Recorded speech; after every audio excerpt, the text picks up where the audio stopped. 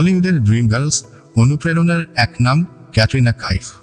আজ আমরা তার জীবনের এমন কিছু তথ্য নিয়ে আসছি যা হয়তো আপনি আগে জানতেন না। চলুন শুরু করি।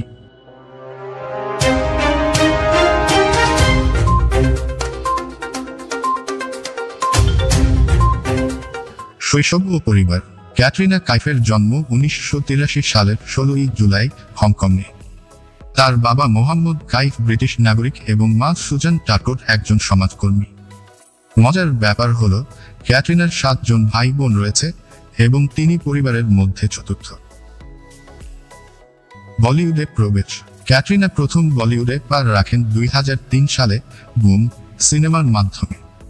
যদিও সিনেমাটি বক্স অফিসে ভালো করেনি, ক্যাটরিনার সৌন্দর্য ও ব্যক্তিত্ব নজর কেড়েছিল অনেক পরিচালকের।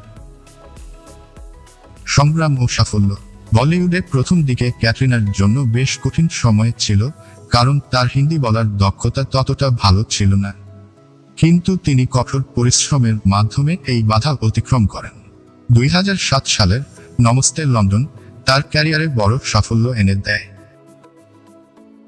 জনপ্রিয়তার শীর্ষে। ক্যাটরিনা বলিউডের অন্যতম হিট মেশিন হিসেবে পরিচিত।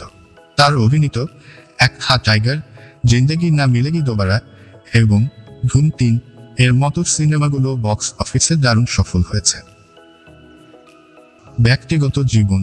ক্যাটরিনার ব্যক্তিগত জীবন নিয়েও ভক্তদের কৌতূহল রয়েছে। 2021 সালে তিনি বলিউড অভিনেতা ভিকি কৌশলের সঙ্গে বিয়ে করেন, যা ছিল বলিউডের সবচেয়ে আলোচিত ঘটনাগুলোর একটি। ক্যাটরিনা ও মানব সেবা। ক্যাটরিনা কাইফ একজন সমাজসেবক। তিনি নিজের মায়ের প্রতিষ্ঠায় একটি দাতব্য সংস্থার সঙ্গে যুক্ত, যা নারী ও শিশুদের শিক্ষা ও স্বাস্থ্যসেবায় কাজ করে। ক্যাটরিনা কাইফ শুধুমাত্র একজন সফল অভিনেত্রী নন, বরং একজন অনুপ্রেরণাদায়ক ব্যক্তি। তার পরিশ্রম, ধৈর্য এবং আত্মবিশ্বাস আমাদের শেখায় যে কঠোর পরিশ্রমের মাধ্যমে সবকিছু সম্ভব। এমন আরও ভিডিওর জন্য আমাদের চ্যানেলটি সাবস্ক্রাইব করতে ভুলবেন না। ধন্যবাদ।